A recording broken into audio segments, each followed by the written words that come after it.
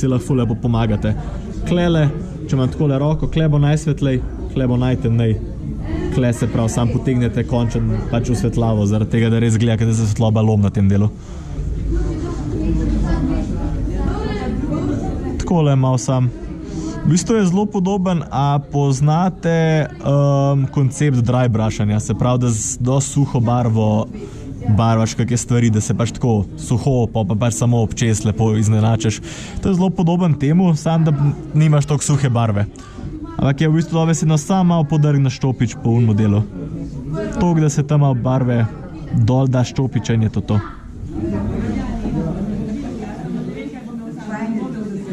V glavnem cela ideja je pač, ja, da sam probaš izpostaviti svetle dele in to je to.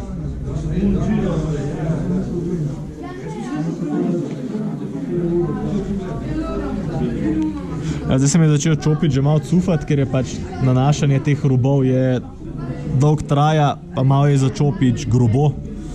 Skozi drgnem neki ostrga, pa stranjo, da je pač fajn treba čopič malo pač sprt, ker se to dogaja, spucati, kakorkoli.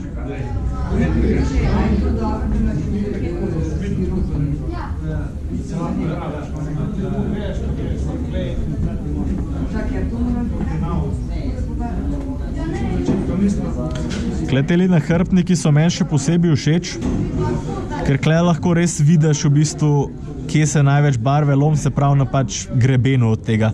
In kle lahko zdaj, če bi se hotel igrati, lahko pa še dodatno razrečeš belo barvo. Si pokle.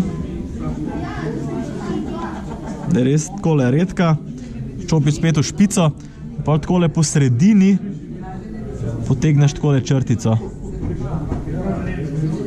In to pustiš, da se počas posuši, pol pa še kakšno. Malo grobo rata na začetku.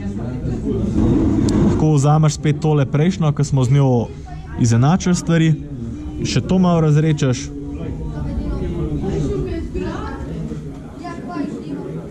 Pa greš po spodnem delu, pa malo po robovih čez.